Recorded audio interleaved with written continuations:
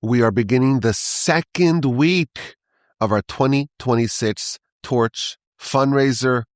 Every donation is doubled. Every donation is matched. And I want your support. I need your support. Well, how would you do that? How would you support the great work of Torch? How do you support the Parsha podcast in the 2026 Torch fundraiser? It's fairly simple. The first thing you need to do is you have to find the link to the fundraiser, the link to the website that hosts the fundraiser. And the fastest way to do that is to go to the description of the podcast, like the notes that have some words about the podcast. And at the top of those notes, at the top of that description, you're going to find the link that says Give Torch, givetorch.org. You click on it, and it will bring you straight to the page where you can support the great work of Torch in 2026. And of course, our favorite podcast, the Parsha podcast. And when you make a donation on that link, your donation will be magically doubled. It will be magically matched. We only do one campaign a year, one fundraiser a year, and it's happening right now. And if you choose to support us, you go to the link in the description, or you go to your web browser and you put in givetorch.org. If you support us, you're investing in Torch. You're investing and becoming a partner in our organization. And I have to say, it's a very special time of the year for us, for me, because I get to interact directly with so many friends and listeners and people who benefit from our work. And again, people are telling me the same thing. They're telling me how much my podcasts, how much our organization has impacted them. But the truth is, it's not just me. It's not just my podcasts. It's not just my colleagues here at Torch. How do we have the ability to make such a big impact? It's thanks to our partners. It's thanks to our investors. So here's what I want to do. There are people listening to my voice who are still waffling. If you're still waffling, should I support Torch? Should I support the Parsha podcast? Or maybe not. If you're still vacillating, if you're still unsure, here's what I propose. I'm going to make a request that you will find to be very reasonable. I want you to go to the website, givetorch.org, the website that's hosting the fundraiser. You can find it very easily in the description of the podcast. And I want you just to scroll through. Don't make a donation quite yet. Just scroll through the existing donations. And just don't look at the amounts that get doubled, givetorch.org. Just look at what people are writing in their comment. When you make a donation, you have the opportunity to leave a comment, to leave a message in honor of, in memory of, or because of this or that reason. Look at what people are saying about Torch and the various podcasts and how they have impacted their lives. If you read that, you will get an amazing testament to the power and the impact of our work. It brings me personally a lot of joy, a lot of satisfaction to read these comments. But it also makes me confident. I'm telling you something. I'm making a request from you. I'm saying I want you to invest your charity dollars or a portion of them in Torch. And when you see the impact that this is having on people's lives, people all over the world are reconnecting to their heritage, to their roots, to their creator, to Torah. People are connecting and are deepening their connection to the Jewish nation, to the creator, to the Almighty, and to his Torah. They're doing that via Torch, via our podcasts. And all the people who are supporting us, their investment goes so far. So I can feel confident in saying this is an excellent place, maybe the best place, for you to invest your charity dollars. So everyone who makes a donation, first thing, kind of cool, it doubles, it's matched. But if you go to givetorch.org, you make a donation, and you can find the link in the description of the podcast, you become a partner. And all the amazing impact that we are blessed to achieve, you're a part of that. So I asked you for your help. Help us reach our goal. Help us fuel the torch in 2026. Help us ensure that the great work of Torch continues going strong in 2026. You can hit pause on the podcast and visit givetorch.org. If you hit pause and you go make a donation, you go make an investment, the podcast will still be there when you get back. And if it's gone, send me an email, rabbiwolbe@gmail.com, and I'll fix it for you. And when you make a donation, I want you to write in your note, in your message, about why you made this investment, why you made this donation, why you chose to support the great work of Torch. And it will give me also a boost, not just to help us reach our goal, to help us ensure that we can fuel the torch, but also, this is what I'm doing. This is what I'm dedicating my life to. And when I see that people are benefiting from it, and people are choosing to invest their charity dollars in it, it makes me very happy. And it makes me realize that I think I'm using my life for a good cause. This is what we're doing here. We're taking the power of the internet and the power of Torah, and we're changing lives. We're transforming lives. That's what we're doing here every day at the Torch Center and on the various podcasts. And we need your help today. Can we count on you?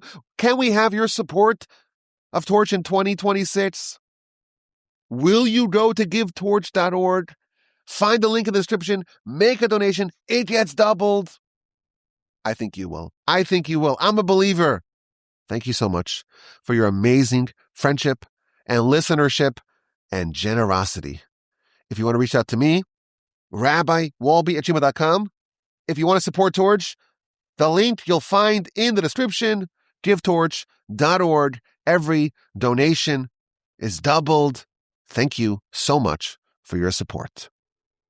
Parshas Tzav has 96 verses and 18 mitzvos, and it's going to be mostly a continuation of the theme of Parshas Vayikra, namely the sacrifices that are brought in the Mishkan and later in the temple.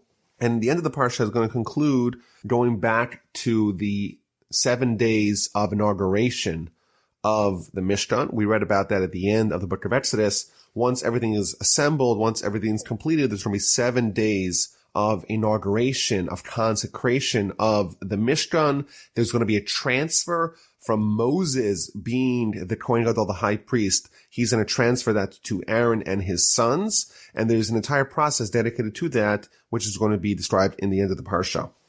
Now the Parsha begins, God spoke to Moses saying, command Aaron and his sons saying, this is the law of the elevation offering. So the elevation offering was the first offering that we read about in last week's Parsha. And whereas in last week's Parsha, we got the general outline of it, we're going to get more of the details here. And the Ramban points out that if you look at the beginning of last week's Parsha, Parshas Vayikra, the instruction was not to Aaron and his children, it was to all of Israel. And the difference is that last week's Parsha, the instructions or the narrative was relating to the sacrifices that all of Israel needs to bring, and therefore the commandment was addressed to all of Israel. Whereas in our Parsha, it's about the processing of those sacrifices which were done by the priests in the Tabernacle, and therefore the commandment is directed to Aaron and to his sons.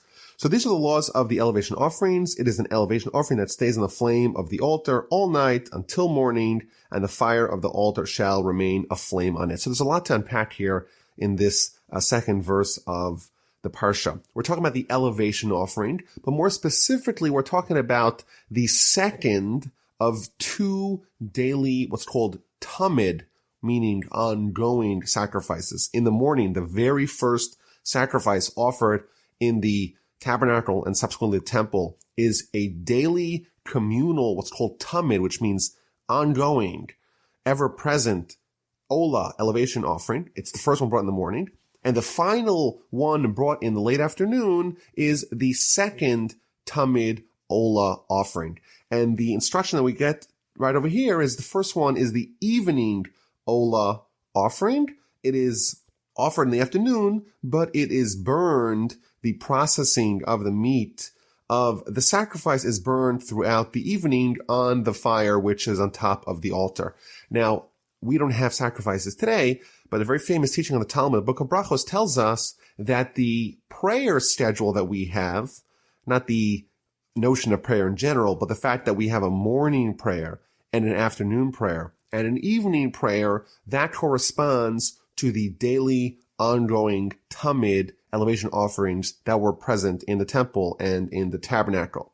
We have the morning prayer, the Shacharis prayer, which corresponds to the morning tamid, the morning ola offering, the first one to kickstart the day of sacrifices. And we have the afternoon corresponding to the afternoon sacrifice.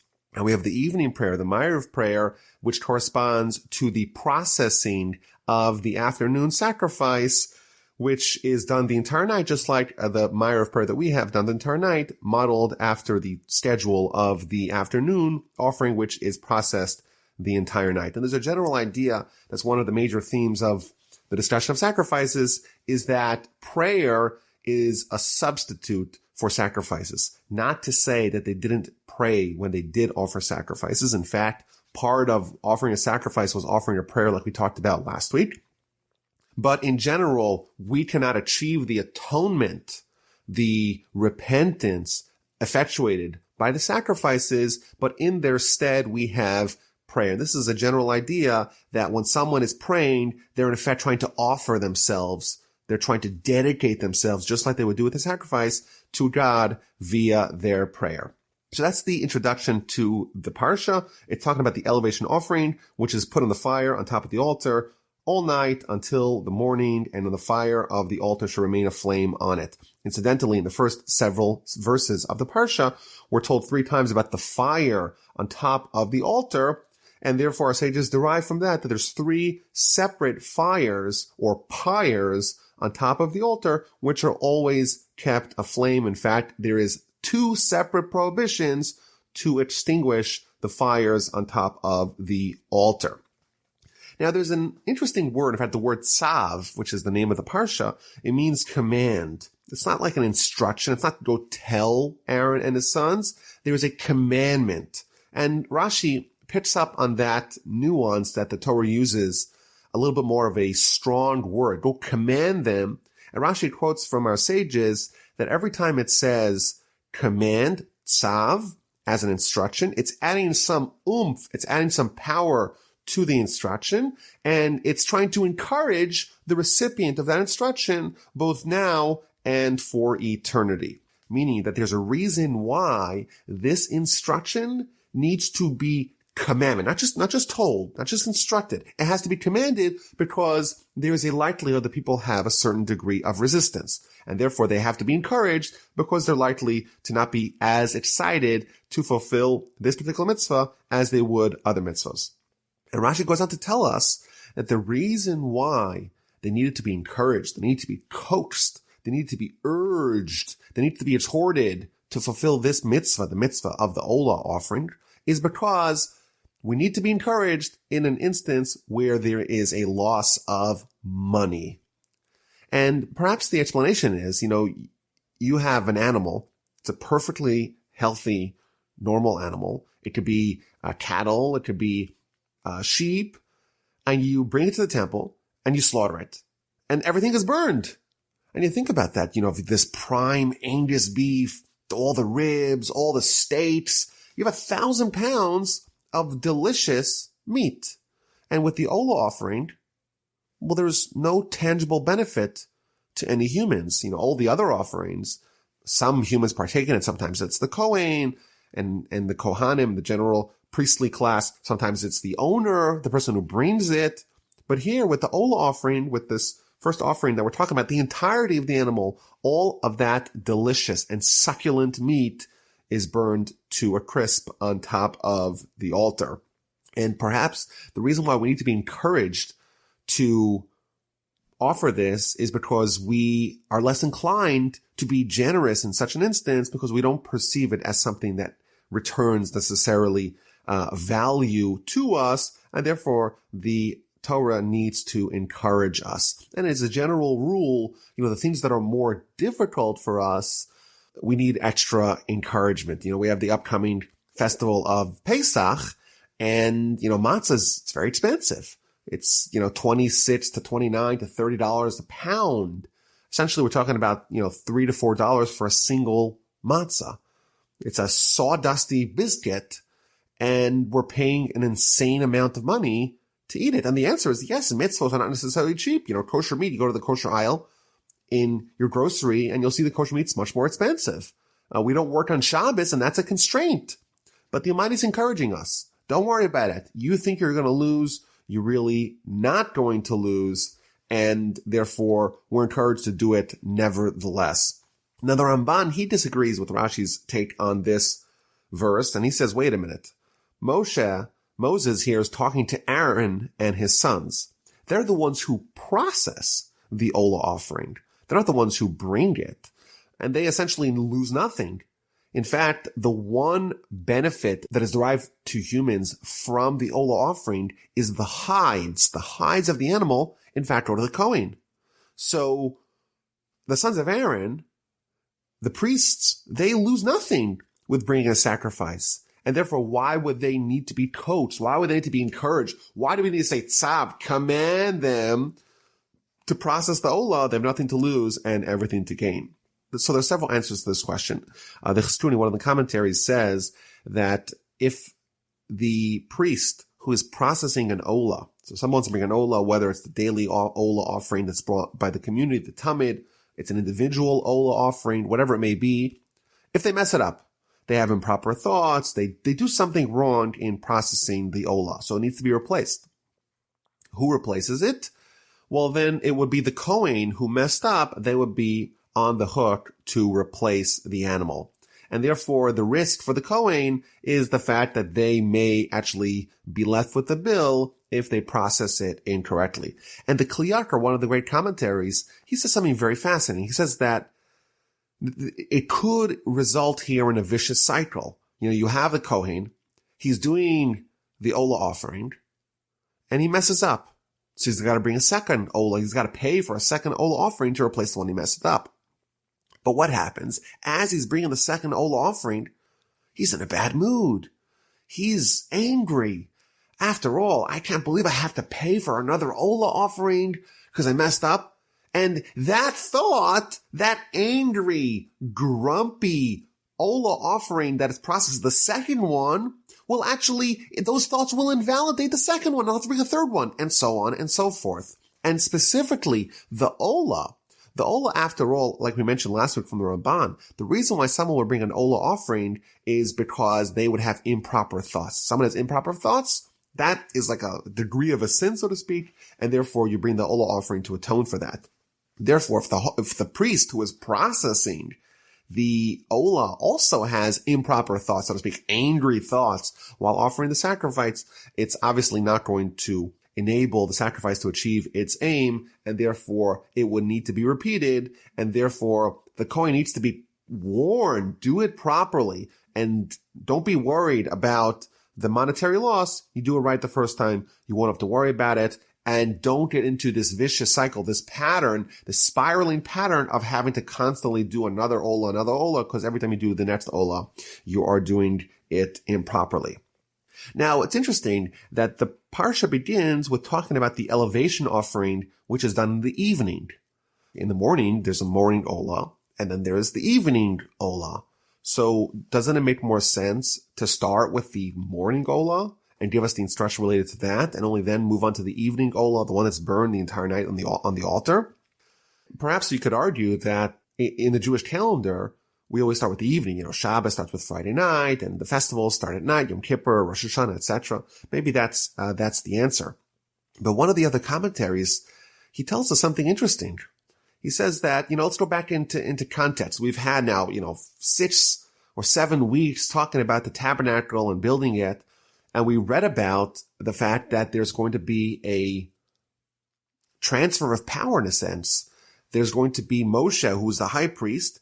After they build the tabernacle, they're going to spend 7 days of inauguration. And during those 7 days, Moses is going to be the high priest. At the end of those 7 days, he's going to transfer that to Aaron and to his sons, and he's going to consecrate them to be the Kohanim, and he's going to be demoted back to being a regular Levite. So what would happen? There's 7 days where Moses is doing all the work. Every one of those 7 days, he's building and he's disassembling the Mishkan, offering all the sacrifices, including the special sacrifices that are only brought during this week of inauguration, the ones we read about in Parshas Tzav a few weeks ago. And when Moshe completes these 7 days of work, well, what's going to be? It's near evening time. And then he's going to transfer the priesthood to Aaron and his sons. And therefore, the first sacrifice that Aaron and Aaron's sons are going to offer is the daily evening sacrifice. And therefore, that's the first one that Moses instructs them, because that's going to be the first one to kickstart their careers as priests. Now, the final thing from the second verse of the Parsha, command Aaron and his sons, saying, this is the law of the elevation offering. It's on the flame on the altar all night, and the fire on the altar should not be extinguished. It should remain aflame the entire night. So if you look in the Hebrew side, you'll notice that there's another small letter on the Hebrew letters. Just like last week, the first word of the Parsha, in fact, the first word of the book, Vayikra, the last letter of the first word, the Aleph, was small. Similarly here, the mem, the letter mem for the word mokdah, which means the fire, that letter is small. And there's a variety of explanations as to why there is a small letter in this second verse of the Parsha. One of the answers, very interesting, powerful lesson, and that is that this mokdah, the word mokdah means the fire, but it's also the biggest fire. Like we said, there's 3 fires on top of the altar. And the biggest one is called mokdah. And what happens when something's really big? In Judaism, we're taught that when something's very big, it has to have a commensurate amount of humility. You know, the greatest sage, the greatest leader, the greatest prophet that we've ever had, Moses, the most humble. As someone ladders up in spiritual greatness, they have to have a companion laddering up of humility. And therefore, this largest fire has to also have a small mem to remind it, so to speak, to have humility. The Talmud tells us, we know that there's 19 blessings that we say in the Amidah prayer. And for 4 of those blessings, we bow. We bow 4 times in the Amidah service. The Talmud, the book of Brachos, page 34, tells us that when a high priest says the Amidah prayer, they have to bow 19 times, 1 for each blessing. Why? Because they are greater, they have to lower and humble themselves before God even more. The Talmud even says that if you have a king, how many times does the king bow down when he says the Amidah prayer? And the halacha is, the law is, that the king bows down the entirety of the prayer. He bows at the beginning of the prayer and he unbows at the end of the prayer. And again, because he is of elevated stature, his humility has to also be of the highest regard. So here we have this largest fire, and therefore it is reminded, so to speak, and of course lessons for us, but it is reminded that it must have a degree of humility befitting its degree of high stature. So that's the first verse, and we read about the law of the processing of the elevation offering in the evening. And then we are going to be talking about the next law that we're going to be talking about is what's called the Trumas Hadeshen and the Hotzas Hadeshen. You know, on top of the altar you have the fire, and the fire is burning the various sacrifices. And what happens when they're done? Well, then you have a pile of ash. So the very first activity, not sacrifice, the very first activity done every day in the temple and in the tabernacle is you take a little bit, a handful of ash, and you remove it from the top of the altar. Essentially, you're cleaning out the altar. And then once it gets very dirty, then you actually clear out the entire thing and you start from scratch. And that's the mitzvah that we read about over here, the cleaning out of the ash and the removing of the ash outside of the temple grounds and outside of the camp. Now, the Talmud actually tells us, really interesting, that this activity was actually the activity that was most desirous of the priests. This was only done by the priests, and there was an understanding that whoever did this, it was a merit to become rich. And therefore, everyone was always trying to go do it. So initially, they used to have a race where all the priests would run. The first one to get there, he wins. And then there was a story where one of the priests was running and the other one was neck and neck. And then as they're going up the altar, one of them shoved the other guy off the altar to be able to get there first, and he broke his leg.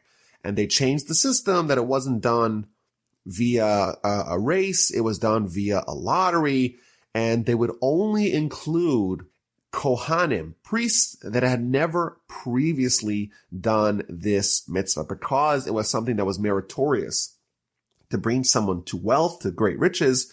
Therefore, unless everyone present had already done it once, they would only allow first-timers to do it to be able to spread the wealth around to all the priests, give them each an opportunity, at least once in their lives, to do this interesting mitzvah, this mitzvah that leads to riches, and that is the taking out the garbage, in effect, clearing out the ashes from above the altar. Now, it's interesting that every single day, regardless of how much ashes there is, you remove a little bit you take a handful of the ashes and you remove it from the altar. And you don't wait, in effect, till the entire thing is covered in ashes and you clear it out.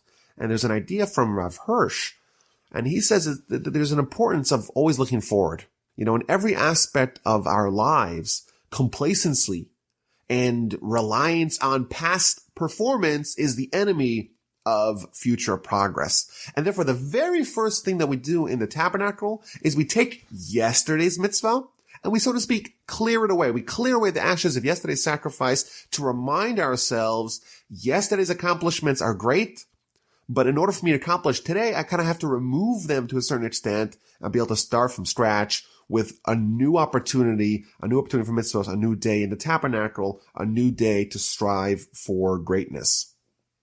Now, there's another lesson here from this Hotzas Hadesha, from taking out of the ashes from on top of the altar. If you notice, you go back to the Parshas Vayikra, it always talks about the sons of Aaron doing the work. You know, Aaron's the high priest. He's going to become the high priest.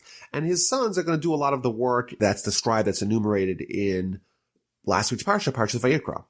Here, as the introduction to our Parsha, it doesn't talk about just Aaron's sons. It begins with Aaron and his sons.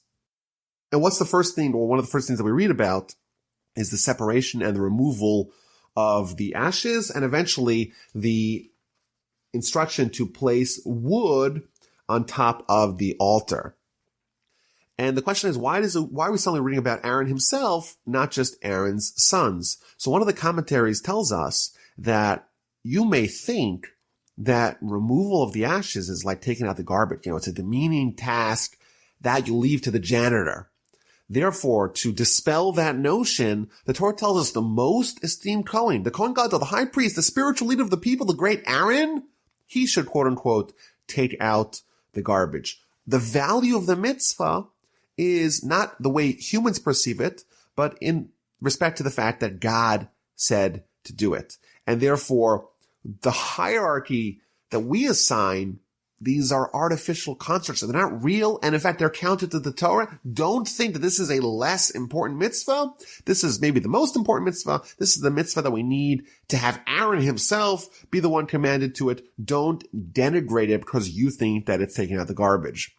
There's a famous story with a rabbi in Cleveland, Rabbi Gifter, that one of his students said to him, a student was, after all, a Torah scholar, and the student told him, well, you know, my wife, she wants me to take out the garbage, and it's kind of demeaning. I'm a great Torah scholar, and how could I have her tell me to take out the garbage? It seems so improper. After all, I'm a great Torah scholar. So the rabbi tells him, oh yeah, you're right. It's absolutely right. How could you have your wife tell you you're a Torah scholar? You can't take out the garbage. Next morning, knock at this man's door. And who does he see by the door? The great Rabbi Gifter. What are you here? What can I do? What can I get for you? And he says to him, oh, I'm here to take out the garbage because I heard that the husband in this house is above taking out the garbage. And therefore, I'm going to come do it because, someone's going to do it, and I'm happy to do that job. And of course, that individual took an important lesson from this story. And maybe we could even argue that the mitzvahs that people do without fanfare, without glory, are even more special. Not that they're just as special. They're even more special because there's only one reason that someone does it, only to fulfill the will of the Almighty. If it's some other mitzvah that grants a person honor, stature, plaudits, they get lauded in the eyes of their peers, well, maybe there's a little bit of seeking personal honor that's going to motivate them to do that mitzvah. Whereas to take out the garbage, the only reason why I do it, the will of the Almighty, therefore that mitzvah is ever more powerful.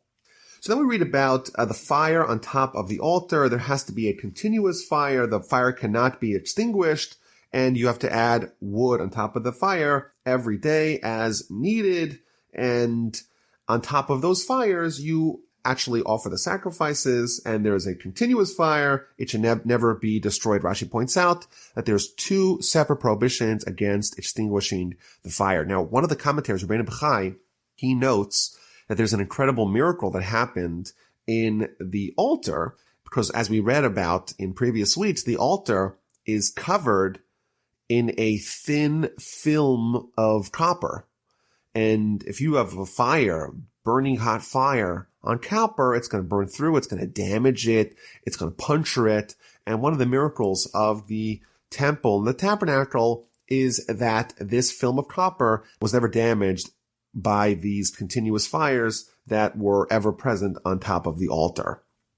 Now, when it says that the fires will not be extinguished or may not be extinguished, it is viewed both as a commandment, but it's also a promise. Why? Because the Mishnah tells us in the end of chapters of the Fathers, it lists 10 miracles that were present in the temple. And one of them was the miracle that the waters of rain would not extinguish the fires on top of the altar. You have these three fires, and sometimes it's raining. Maybe there's a thunderstorm. There's a lot of rain, and normally rain would extinguish the fire. But one of the miracles of the temple, one of the miracles of the tabernacle, is that even though the fires were exposed to the elements, they were never extinguished by the rain. Now, Reb Chaim Volozhiner, one of the great commentators on Pirkei Avos, in his commentary, he asked an interesting question. He says, wait a minute. There's a miracle here. The water, the rain is pouring down on the fires on top of the altar, and the fires are not extinguished. That's an amazing miracle. But isn't there a better miracle that we could do? Can't we just have God take that the fire is not even struck by the water? The water constantly misses the temple, the tabernacle area. It never rains there. Isn't that a better miracle to do? And he said, interesting idea, very powerful idea. He says that the water is always representative of a livelihood. In an agrarian society, people need water. The water is the most critical ingredient to the success of their crop. If it rains, they have a crop. If there's a drought, then everyone's starving. So water is always emblematic, is always representative of the livelihood. And the fire is representative of Torah. And we maybe sometimes we have a tendency to think that when we study Torah, well, how can we study Torah? How could the flame of Torah, so to speak, survive when we have all these concerns of life? I gotta make a livelihood. I can't study so much Torah. I can't spend so much time studying Torah because, after all, I gotta make a living. I gotta feed my family. And therefore, we have this miracle. Yes, there is water. And yes, the water is hitting the fire, but don't think that the waters will extinguish the fire. Even when you have the the challenge and the responsibility of making a livelihood, don't think that will impinge, that will encroach upon your Torah study. Your Torah study will still outlast even when it's raining upon it if you are truly dedicated to that. So that's the beginning of the parsha, and then we start going into more of the various offerings and how they are processed. So we had already the Ola offering. We learned some of the laws of what is present on top of the altar. And now we read about the meal offering. And these are meal offerings. These are minchas that we didn't talk about in previous weeks. And there are three of them mentioned in the next several verses. Number one, that every Kohen, every priest, on day one of their inauguration in temple service, they bring a meal offering. And then the high priest, also, on the day that they are inaugurated to be the high priest, they bring a special meal offering on day one. And then the high priest brings an additional meal offering every day, twice, just like there's the two daily communal tamid ola sacrifices. Every day there's two daily high priest meal offerings that he brings in the temple, in the tabernacle, every day. Now, the Sefer HaChinuch, which is a medieval book that gives us some of the background and some of the principles undergirding the reasons why we have mitzvos. He says the reason why the high priest has to bring two daily meal offerings for the entirety of his tenure as high priest is because, after all, the role of the high priest is to be the intermediary between the Jewish people and their Father in heaven. He's responsible to, so to speak, elevate the prayer on their behalf. And via his prayer and via his sacrifices, the Jewish people are forgiven. We spoke about this a little bit last week, that when the high priest makes a blunder, and in fact it portends poorly on the entirety of the Jewish people, because he's, after all, their emissary. He's their stand-in, so to speak, in the relationship with God. But therefore, someone like that who has communal responsibility, he should bring a sacrifice that corresponds, that mirrors the communal offering brought every day. Just like there's two daily Tamid offerings, there's two daily offerings that the high priest brings. And all this, again, the reason why is to awaken our thoughts and to place our mind and our focus with God, to help encourage us to pray and to repent and to deepen our connection with the Almighty. Now, in verse 11, we read a very interesting idea, which, even though the laws of sacrifices are not relevant in modern life, at least not until we build the third round of the temple, but there's a law here that is invoked over here, and actually in 11 and verse 21, we see the same idea that is actually present in common life today as Jews. And I'll read to you verse 11. Every male of the children of Israel shall eat it. This is talking about the meal offering, an eternal portion for the generations. From the fire offerings of Hashem, whatever touches them shall become holy. Those last words, whatever touches them shall become holy. What it means is, if there's a food or a vessel that touches, that comes into contact with a holy sacrifice in a way that it absorbs some of its taste, that food and that vessel has to be treated according to whatever halachic stringencies of the meal offering. Meaning, if there's certain requirements as to when you're allowed to eat it and who's allowed to eat the meal offering, those restrictions and those requirements are conferred upon the other thing, the other food item, the other vessel that has absorbed that taste.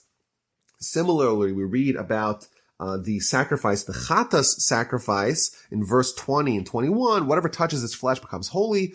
And if you have a earthenware vessel in which this holy meat was cooked in, then the earthenware vessel has to be broken, because an earthenware vessel cannot be kosher, cannot be purified. But if it was cooked in a copper vessel, it could be purged and rinsed in water. So this is an idea that we call koshering, meaning that if you have some taste which is absorbed in the walls of a vessel, it can be purged, it can be cleansed. If you burn it out, so to speak, you're able to remove the vestiges of taste that is absorbed in the walls of those pots and pans and other dishes, and therefore you could kind of cleanse it. So we have, for example, Pesach. you have a problem if you have a vessel, a pot, for example, that was used to cook something which is not kosher for Pesach, like chametz, so leavened bread. So can you use that pot on Pesach or not?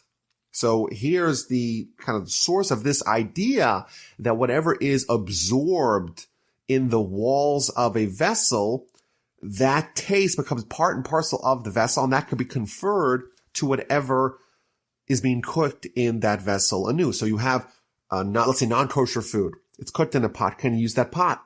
You can't. Because if you use that pot and you cook something in that pot, that taste of the non-kosher is now conferred upon the new food, and therefore the new food becomes non-kosher, like the pot is non-kosher. Similarly, if you have a pot which is not kosher for Pesach, that confers the non-kosher for Pesach-ness on top of the food that is cooked inside of it. So you won't be able to use it. However, the workaround is if you cleanse, if you purify the pot, if you purge it, you're able to kind of cleanse it from the taste which is embedded in its walls, and therefore it can become like a brand new pot and can be used. If you have a non-kosher pot, you could make it kosher. If you have a non-kosher for Pesach vessel, you could make it kosher for Pesach by this process of koshering it. We read about the processing of a sin offering. Again, this is the general rules we read about in last week's parsha, but the actual processing of the sacrifice is instructed to us in this parsha. And we read an interesting law, and this is something that we'll see a little bit more about, some more examples of this. If someone brings a sin offering, if the priest brings a sin offering and by mistake sprinkles the blood in the wrong location, so in effect it invalidates the sacrifice, it cannot be eaten, and it should be burned. It must be burned because it was invalidated. And then we read about the processing of a guilt offering and which parts of the meat are given to the priest. And then verse 11 of chapter 7, we read about a feast peace offering, which is called like a Thanksgiving offering, or carbon toda, which is in effect a version of a peace offering, which is done when someone has a miracle that happens to them. This is a special sacrifice that someone brings in the event that one of 4 miracles happen to them. Number 1, if they travel over a desert and they arrive safely, they bring this sacrifice as a thanks to God. If they travel over sea and they arrive safely, they bring the sacrifice. If they're released from prison, or if they recover from a deadly illness, in one of these 4 cases, it's a miracle that happened to them. They thank God by bringing a thanksgiving offering, a carbon toda. Now, in fact, today, there's some opinions as to whether or not, modern travel, you could travel over a desert and it's not really considered much of a danger. You were in an airplane or you were in a cruise, so you crossed over a sea or a desert and you arrived safely at your destination. Is that considered a real danger that you need to thank God for or not? Is it kind of standard? And there's varying opinions in it. Some people, they do the equivalent of a carbon toda, the equivalent of a Thanksgiving offering, which is a special prayer that is a special blessing that they say. And others maintain that no, it's not considered a real danger. And therefore, in modern travel, we would not actually say that blessing because it's not a real danger. Because, after all, you weren't really, you survived the United Airlines airplane food. It's not a reason necessarily your life wasn't really in danger, and therefore you don't need to bring this equivalent of this sacrifice, meaning you don't need to say the blessing of Thanksgiving to God. Now, it is interesting that this sacrifice we actually did not read about in last week's parsha. All the other sacrifices we talk about hitherto have been, at least the general outline, have been detailed to us in Parshas Vayikra, but now we get the details. Here, this particular sacrifice, this Thanksgiving sacrifice, we don't get it at all in last week's parsha, and it shows up here amid the instructions given essentially to the Kohanim, to the priests, when really this law is applicable to all. Whenever someone goes through one of these 4 miracles, they have to bring this sacrifice. And therefore, it's kind of interesting that it's placed over here, not where it would seem more natural for it to be placed, and that is in the parsha preceding ours, Parshas Vayikra. So some of the commentators suggest that, look at these 4 miracles. Someone travels through a desert, travels over a sea, someone's released from prison, someone who recovers from a deadly illness, these miracles are not necessarily nature defined. They are what is called a nes nistar, meaning a hidden miracle. It's not readily apparent to all that there was a miracle. In fact, like this is not the splitting of the sea, the 10 plagues. It's not like manna being parachuted from heaven. This is a miracle that could be understood in the natural course of things. Someone travels over the desert, they arrive safely. Well, that's what happens. That's not necessarily a miracle. And as a general rule, we are predisposed to ignore these miracles and only be wowed by an open miracle. So there's a story with Rav Shach, one of the great Torah sages of recent years. There was a new father who had celebrated the arrival of a baby daughter after only 1 year of marriage. So we have a tradition that when someone has a child, a son or a daughter, they thank God. And with a daughter, they don't have, of course, a bris, there's no circumcision, but instead there's a kiddush, which means a celebration, a feast to thank God. So this student asked Rav Shach, well, do I need to have a kiddush after all? It was 1 year, there was no problems of infertility, and we had a baby, so is it really something that's so miraculous that we need to thank God for?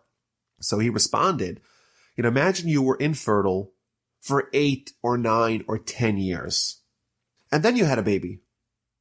How excited would you be? How delighted would you be? You make a huge party, and you thank Hashem, you thank the Almighty for doing this tremendous miracle for you. So what happened? God spared you from 7 or 10 years of agony, and he gave you a child right away. All the more so, you should make a huge celebration. For us, we have a predisposition to appreciate, to be impressed, to be thankful for the open miracles, like a baby after years of infertility. But the hidden miracles we tend to ignore. Who needs to be reminded of this lesson more than anyone else? Who needs to be reminded that we should not ignore the little miracles? Well, the priests. After all, they were privy to ever-present open miracles in the temple, in the tabernacle, every day. And like we mentioned earlier, with the chapters of the fathers, the end chapters of the fathers, it lists 10 open miracles that were present in the temple and the tabernacle at all times. So, for example, like we said, the rain never extinguished the fire, but it says that even though there was so much meat being processed, there was not a single fly that had come in to try to poach a little bit of the meat. And it lists 10 open miracles that happened in the temple and even in the city of Jerusalem when the temple was extant. The priests were surrounded by open miracles. For us, it's hard to appreciate the hidden miracles. But when someone is surrounded by open miracles, it's infinitely harder to appreciate the hidden miracles. Therefore, when addressing the priests themselves, the Torah interjects with the Karban Todah, the Torah interjects with the peace offering that is brought as a thanksgiving to God to encourage them to be inspired and to be impressed by the hidden miracles of God. Now, the Midrash tells us that sometime in the future, this seems to be like a post-Messianic era time, all sacrifices will be no longer, with the exception of the Karban Todah, with the exception of the peace offering that is brought as a thanksgiving. Similarly, in this distant future, or in this different world that is being described in the future, all prayers will also be discontinued, but the prayer of thanksgiving will not be discontinued. We have at the end of the Amidah prayer, we have the Modim prayer, which is the thanksgiving prayer. That's the one blessing that will not be discontinued. Why are the thanksgiving sacrifices and prayers eternal? Why are they never going to be discontinued? So maybe the answer is that the objective of all sacrifices are to rectify and to fix. But what happens when someone is rectified, when someone is fixed in this future utopian world where everything is good? Well, those sacrifices are unneeded. But Thanksgiving, it's not about fixing. It's the objective of the world. The famous Ramban that we read at the end of Parshas Bo tells us that the entire reason why God created the world is for people to have thanks and to thank God who created them. And because that's the objective of the world, that indeed will stay forever, even in a time where humanity is perfect. And similarly with prayer, all the prayers are, I have something that I need and I pray for it. Well, if I have everything, both in material things and spiritual things, I have everything I possibly need, well, I don't need to pray. In this future, we won't need to do all these prayers, but the one prayer that we'll need to do, the one prayer that is the bedrock of existence, the reason why we were created, to give thanks to God, that will not be discontinued, because that, after all, is the purpose of it all. So read about the Thanksgiving sacrifice, the peace offering, which is brought as a thanks to God, and we read regarding how it is processed. And we also read a restriction against eating it beyond the day of its offering. So this is something which is present with all sacrifices that are consumed. There isn't an infinite amount of time that you have to consume it. You have a certain amount of time. Some of them it's 1 day, some of them it's 1 day and a night, 2 days. Every one of them has every one of the sacrifices has a different time period in which consumption of the sacrifice is allowed. And here we read, the flesh of the feast Thanksgiving peace offering must be eaten on the day of its offering. He shall not leave any of it until the morning. So this is the first mitzvah that we're told not to leave over in the morning. And then verse 16, we read, if it is for a vow or a donation, it must be eaten on the day he offered his feast offering and on the next day. So this is a different kind of offering, which is you have an extra day and what is left over from it may be eaten. Meaning that what's left over after day 1 could be eaten on day 2. So that's a second kind of peace offering, which is a general peace offering, not brought as a Thanksgiving offering, as a vow or as a donation. You have an additional day to consume it. But like we said, with all sacrifices, there is a deadline. You can't just put it in your freezer and wait a few months and eat it then. What to do if there is leftover meat that was not consumed in the time frame allotted? Then it has to be burned. That's the next verse, verse 17. What is left over from the flesh of the feast offering shall be burned in the fire on the 3rd day. So you have 2 days to eat it. If you don't eat it on day 3, you have to burn it. And then verse 18 we read, if the Kohen, if he processed it, either when slaughtering the animal, when catching the blood, when walking, when sprinkling it, if he had in mind improper thoughts, meaning that he thought to consume it either outside of its time or outside of its place, that is considered a pigul. That's rejected, and you're now not allowed to consume it, and that needs to be burned. So again, there are these guidelines, rigid guidelines as to when and how and where you're allowed to eat the sacrifices. And those restrictions have to be in the mind of the Kohen, the mind of the priest, when they are processing the sacrifice. And if they have improper thoughts, meaning that they tend to eat it outside of its time or place, outside of the guidelines of that particular sacrifice, that is considered pigul, and that needs to be burned. So we have this instruction to burn either when something is done improperly or when something is left over beyond its time. And the Sefer Chinuch, the book that we quoted earlier, gives us an interesting perspective regarding this instruction to burn something when it was left over or to burn something when it was done improperly. Why do you need to burn it? Why do you need to eradicate this meat from the world? So he says that the nature of meat is to spoil. Remember, before refrigeration, you had a very short amount of time before the meat would go bad. And what happens? You may have a sacrifice. The sacrifice either was left over or it was done improperly. It needs to be gotten rid of. It's not kosher to consume either at this juncture or via this processing.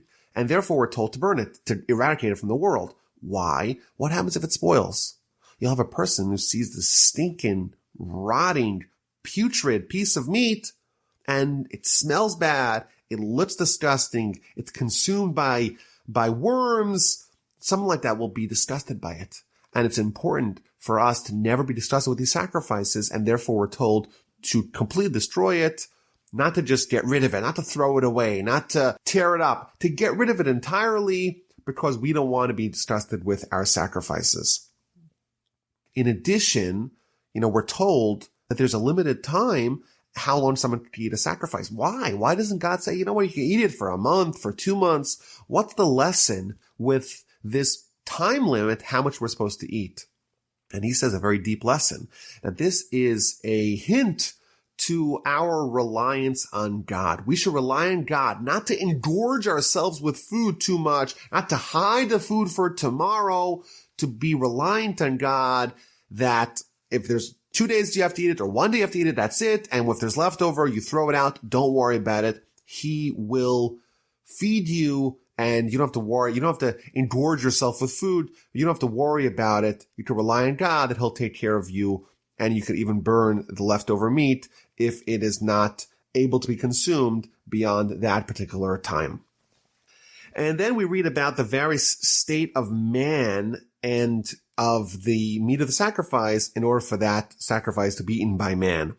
If the meat becomes contaminated, it becomes impure, it cannot be consumed. So you have meat of a sacrifice, it comes into contact with something which renders it impure, it cannot be consumed. And in addition, if the person becomes contaminated, either as a result of his own personal contamination or as a result of him touching a contaminating animal, if he is contaminated, he cannot eat that sacrifice as well. And then we read about the various parts of an animal, and this is nothing to do with sacrifices necessarily. These are the parts of the animal that we cannot consume. The fats, what's called the chalev of oxen, sheep, or goats, we are not allowed to eat. So this is interesting. Even when you have a kosher animal, there are parts of the meat of the animal that are not kosher. So for example, the book of Genesis, we read about the sciatica when Jacob was injured by the angel in their nocturnal battle. He struck him in his hip, he dislocated the hip, and therefore there's a mitzvah, a restriction against eating a certain part of the animal that corresponds to the part of Jacob's body that got injured in this battle. But here we see that there's another part called the chalev, the fats, that we're now not allowed to eat. Even in a kosher animal, we're not allowed to consume that. We're also not allowed to eat an animal that's been torn apart. We're not allowed to eat the blood of an animal, and this is only for birds and from other animals. Rashi tells us it's not from fish, so fish blood, I guess, is okay.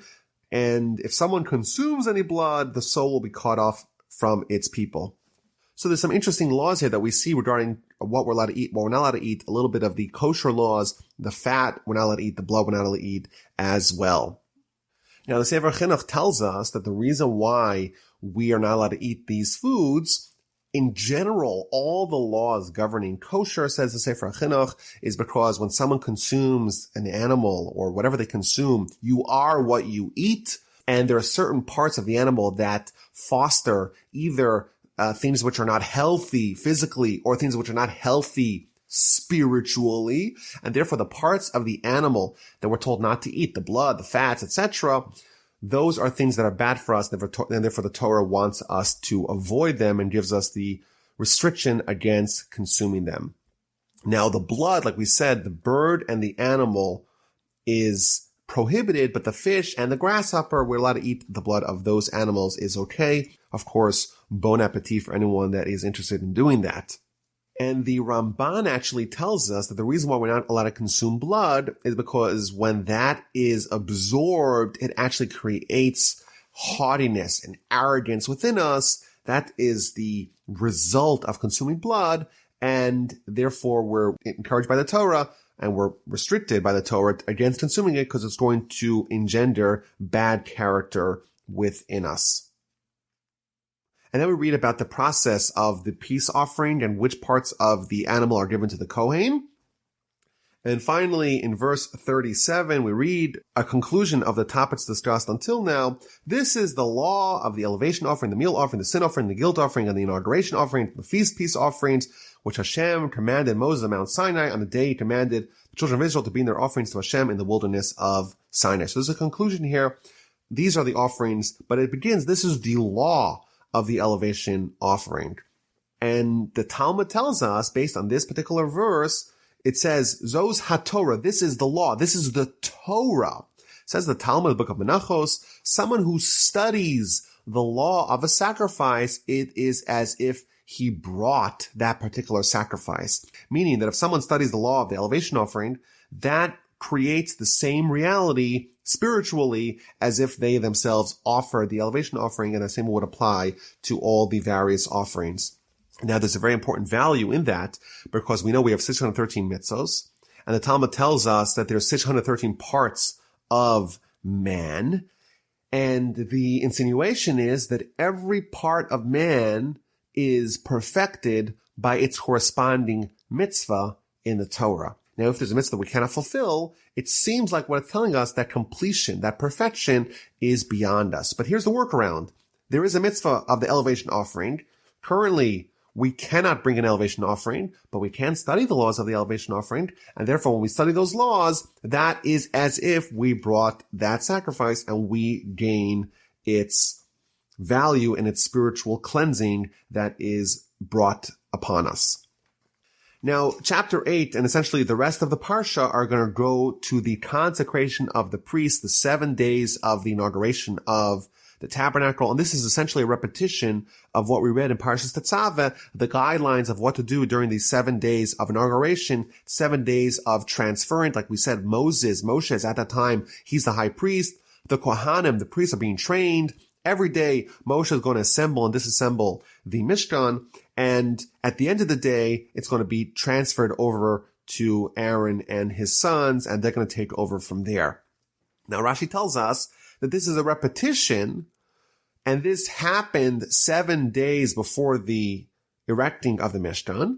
And even though it was told us already once in Parshas Tzav, it is repeated.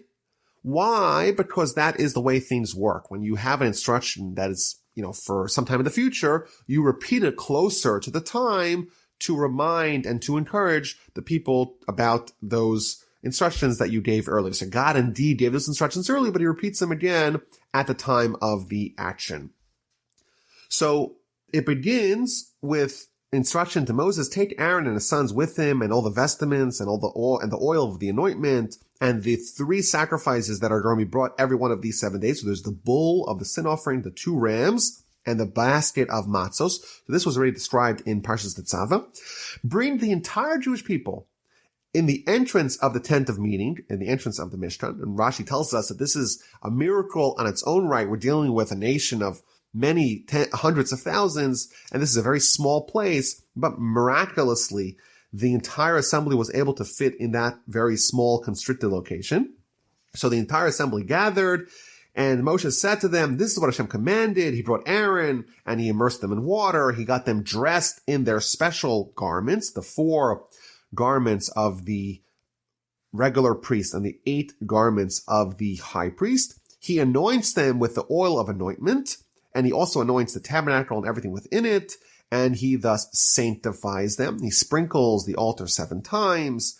The altar is anointed. The various other utensils and vessels are anointed. He pours the anointment oil on Aaron's head, and he moves it around his forehead and near his eyes, and then he anoints the sons of Aaron, everything the way Hashem commanded him. He brings the sacrifices. He processes the sacrifices. He takes the blood, and this entire description is, again, a repetition of what we read. What he does with the blood, he takes the blood and he puts them on the ears and the thumbs and the big toes of Aaron and his sons. And everything exactly the way God had instructed and God had commanded him. And finally, the Parsha concludes, Aaron and his sons are instructed by Moses to not leave the entrance of the tent of meeting for 7 days. So they actually had to remain in the confines of the Mishkan for 7 days until the day when your days of inauguration are completed. So they were not allowed to leave. And you're going to be inaugurated over the 7-day period. And in fact, if they were to leave, they would be actually guilty of a capital crime. So it's very serious that they had to stay there for 7 days, not to leave the site. And Aaron and his sons carried out all the matters that Hashem commanded through Moses. Thus concludes the Parsha, that they were there for 7 days in the temple grounds, in the tabernacle grounds. They did not leave. There is a statement from Rav Hirsch about these 7 days that Moshe is building the Mishkan 7 times and is disassembling it 7 times, all in the same location. So this is not assembly and disassembly to move. It's just assembly and assembly to stay in the same location. And that is hinting to the 7 places where the Mishkan, where the Tabernacle and the Temple were situated. Number 1, you have in the wilderness, so until they arrive in Israel. Once they arrive in Israel, they establish it in Gilgal for 14 years, then to Shiloh for 369 years, then Nov and Givon, that's 5, first temple, second temple. There were 7 distinct locations where the temple was erected. And each one of them, it had to be removed. Either was destroyed or it was relocated. So you have 7 times Moshe is assembling the Mishkan, and 7 times he is disassembling the Mishkan. And then what happens on the 8th day, which, by the way, next week's Parsha begins, it's with the 8th day. What happens at the 8th day? It is built, and it is assembled, and it is not disassembled. And that's a reference for the 3rd temple may be built speedily in our days, which, like the 8th day of this process, will stand forever. May we indeed be meritorious to witness that day. Thus concludes Parshas Tzav. Again, the theme is still sacrifices, but more details about it. And the Parsha concludes with the 7 days of inauguration. Moshe is going to confer the priesthood to Aaron and his sons, and the temple, the tabernacle that we've been talking about for so long, is finally going to get completed, but it's not exactly going to be without its tragedy. There's something very bad is going to happen on that 8th day.